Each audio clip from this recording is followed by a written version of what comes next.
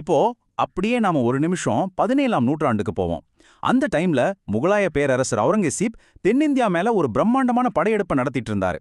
அவரோட படைய பார்த்து சுத்துப்பட்டுல இருந்த மன்னர்கள் எல்லாம் நிஜமாவே பயந்து நடுங்கிட்டு இருந்தாங்க. எந்த நேரத்துல வேணாலும் போர் வரலாம், நாடு அழியலாம்னு தென்னிந்தியா முழுக்கவே ஒரே பதற்றம் தான் இருந்த ஒரு இக்கட்டான காலகட்டம் அது. இப்படிப்பட்ட ஒரு சீரியஸான சிச்சுவேஷன்ல அவுரங்கசீப் ரொம்பவே விசித்திரமான, அதே சமயம் ரொம்ப அவமானப்படுத்தக்கூடிய ஒரு வேலையை செஞ்சாரு. தன்னோட பவரை காட்டிக்கிறதுக்காக ஒரு பெரிய அரச பல்லக்க மதுரைக்கு அனுப்பி வச்சாரு. ஆனா அந்த பல்லக்குள்ள அரசனோ இல்ல அரச பிரதிநிதியோ யாருமே இல்ல.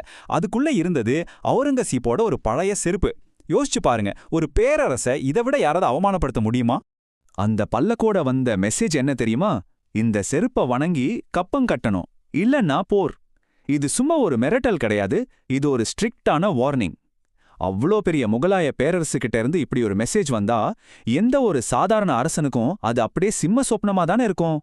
ஒன்னு அடி பணியணும், இல்லனா மொத்தமா அழியணும். இப்படி ஒரு பயங்கரமான நிலைமை. ஒரு சாதாரண மன்னரா இருந்திருந்தா இந்த இடத்துல என்ன பண்ணிருப்பாரு? ஒன்னு பயந்து போய் அப்படியே காலில் விழுந்திருப்பாரு, இல்லனா கோபத்துல விவேகத்தை இழந்து ஒரு கொடிய போருக்கு போயிருப்பாரு. தன்னோட ஈகோவுக்காக மொத்த நாட்டையும் அழிவு பாதைக்கு கொண்டு போயிருப்பாரு. ஆனா நம்ம ராணி மங்கம்மாள் அந்த சாதாரண லிஸ்ட்லயே இல்லாதவங்க. அவங்க கோபப்படல, மாறா செம்ம கூலா தன்னோட ராஜதந்திரத்தை கையில் எடுத்தாங்க. அடுத்து அரசவையில நடந்ததை கேட்டா நீங்களே ஷாக் ஆயிடுவீங்க. அந்த அவமானகரமான பல்லக்கு மதுரை அரசவைக்கு வந்ததும் அங்கிருந்த அதிகாரிகளும் மந்திரிகளும் அதிர்ச்சியில அப்படியே உறைஞ்சு போய் நின்னாங்க. ஆனா ராணி மங்கம்மாள் கொஞ்சம் கூட டென்ஷன் ஆகாம அந்த பல்லக்க ரொம்ப மரியாதையாவும் திறந்த மனசோட வரவேற்கிறாங்க. இத சற்றும் எதிர்பார்க்காத அரசவை அப்படியே திகைச்சு போய் நின்னுச்சு. தனக்கு வந்த அவமானத்தை ஒரு பேரரசி ஏண்டா இப்படி வரவேற்கிறாங்கன்னு யாருக்குமே புரியல.